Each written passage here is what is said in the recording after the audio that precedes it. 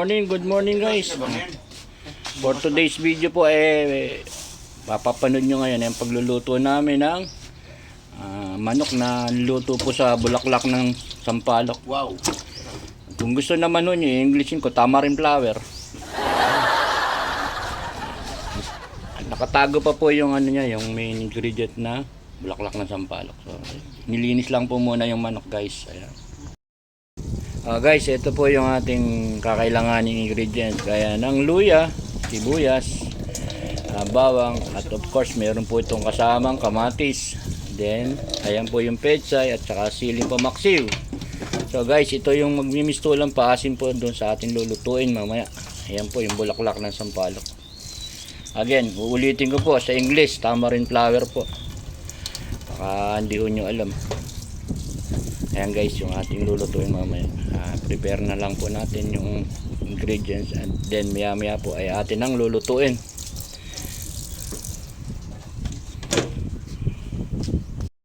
Guys, ayun, mag-i-start na kami ng pagigisa. Nakainitan na rin po yung ating kawali, syempre.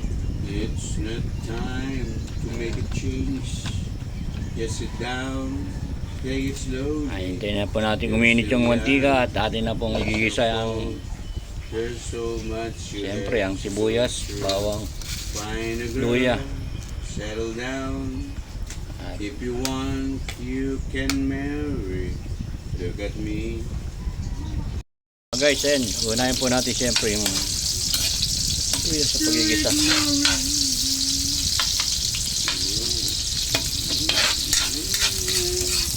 What is another's way, and I know that I have to go away. Bango guys, yung ating I ginigisa. know I have to go. Nagdaman po natin ang sibuyas. Guys.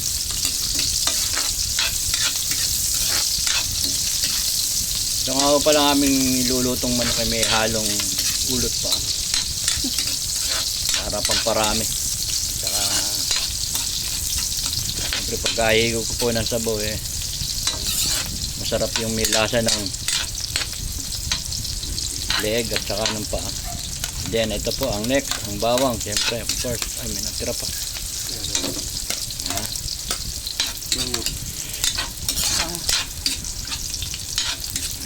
Ayan na guys, napakabango po ng aming nagawang pagigisa.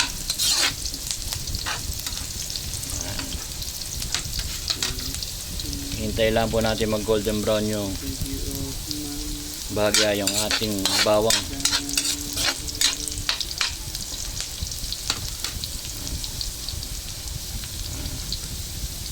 Gigisa na po natin yung manok. Ayan. May iba pong term ng gigisa ang tawag. Sangkutsa po ang tawag ng iba riyan. Sa Tagalogan po sangkutsa. Sinasangkutsa yung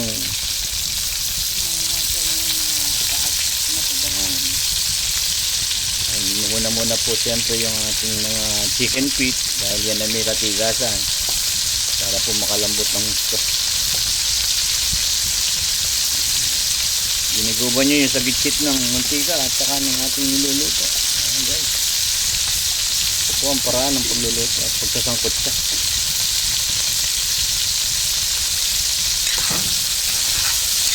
Isang kilo po yung paano yun, isang kilo bale at leg, tapos nahaluan pa po ng konting laman.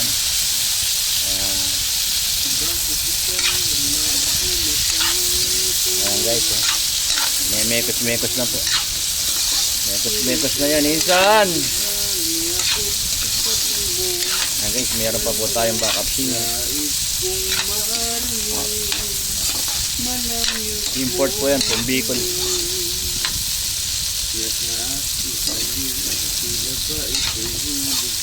Customer ko po yan sa gupit dating kasama sa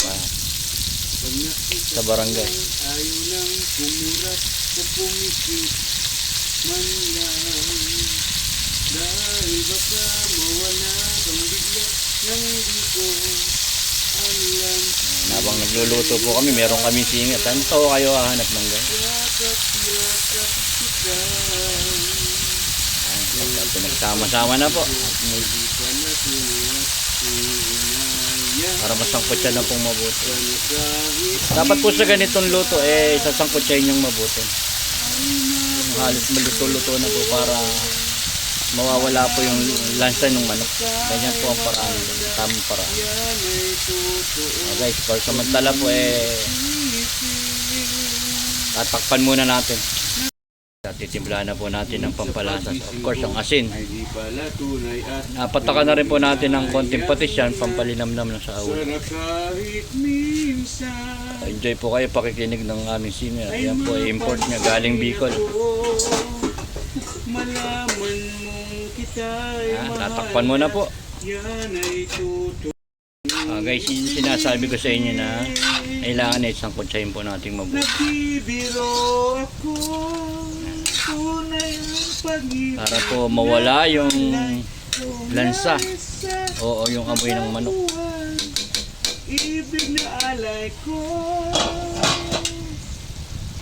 Hintayin lang po natin masangkot siyang mabuti at saka natin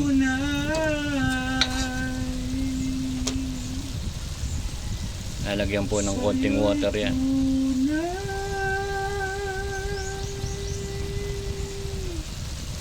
Sana kahit minsan. Guys, ito po luto po ito sa bulaklak ng sampalok. Inuuna ko na sa inyo ha. Baka sabihin nyo na naman po dinuguan ito. Sasako ko na po kayong lahat. Yan guys, pag magluluto po kayo siguraduhin nyo po na yan sangkutsyadong mabuti o naigisang mabuti para po masarap. Ha? Boss, good morning. Hindi ka naririnig. Ligo na yan. Linower ko. Guys, Busok-busok pa guys. Guys, ayan na po at nasasangkot siya na. Iba na po ang kulay siyempre pagka sinangkot siya. Unti-unti na po siyang naluluto. Ang masarap po kasi dyan guys, yung makalambot yung paa. Iiwanan sa inyong alaala dahil minsan tayo'y nagkasama. Guys, i-flex ko lang yung singer ko yan guys. Ayun yung singer ko. Kasama ko po dating kagawa dyan. Nagpagupit. Nilibang-libang ko yung sarili. Guys, ilalagay na po natin yung sinasabi natin yung ingredients. Yung pumbulaklak na sampalok. Hindi po yan basura guys. Bulaklak po yan ng sampalok. Yan po ang magmimistulang paasin yan. Ating niluluto today. Sa mga hindi po nakakaalam ng ganitong klaseng pagluluto, ayan po ang tinatawag na sinampaluhang manok sa bulaklak ng sampalok. At takpan muna po natin. Guys,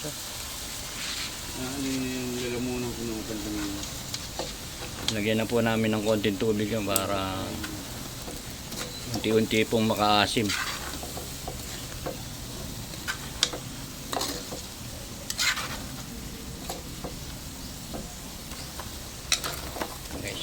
Nahalo-halo po ni Sisat nang lumasa pong mabuti yung bulaklak ng sampalok.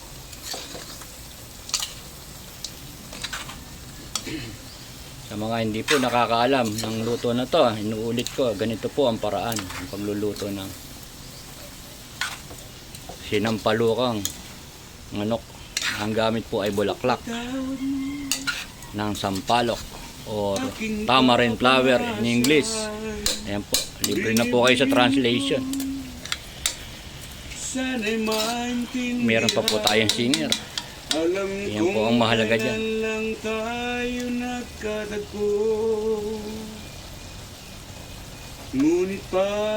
Yan, nilagay na rin po yung kamatis at syempre tatakpan na uli. Titingnan po uli natin. Ayan, no? Luluto na guys. Sarap po nito. Isang masaganang tanghalian na naman pong makakahigop tayo ng mainit na sabaw. Guys. Add na po natin ng water Para makalambot. para po makalambot. Ayan guys, oh. Siyempre, ito po depende sa inyo sa panlasa. Kung gusto niyo ng medyo maalat-alat, kayo na po ang magdadagdag siyempre ng konting asin dyan.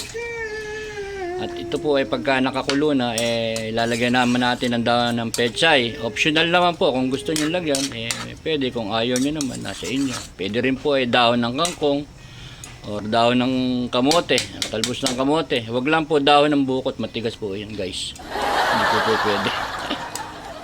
Ayan guys, hintayin na lang po natin siyang kumulo at maya maya po masaganang sabaw na naman yan. Kumukulo na po yung ating kaulaman. Ayan, nakita niyo po yung mga bulaklak ng sampalok. Ayan po,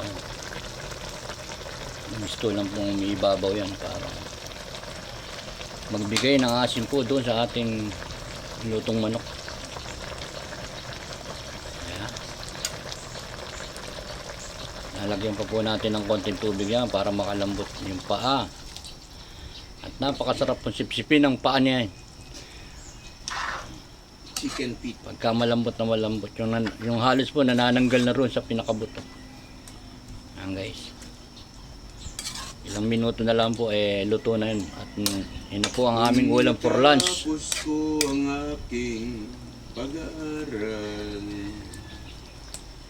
Kasarapan po ito. Mayroon na akong dangal.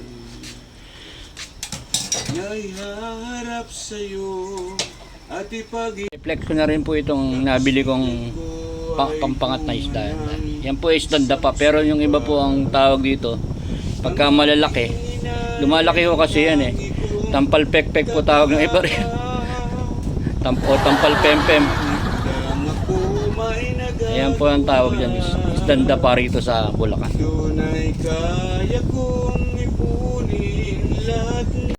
Ayan po at pinalalambot na lang po natin mabuti yung ating karne ng manok. Luto na po yan, almost done na po, almost cook na po lahat yung ating ulam. So guys, inuulit ko po, kung kayo po nagustuhan nyo ang ating video, pasuyo naman po ng isang like, share, comment down below at hit nyo na rin po yung notification bell para always po kayong updated sa aking mga upcoming video. Again guys, thank you. At mabuhay po tayong lahat. Love you all!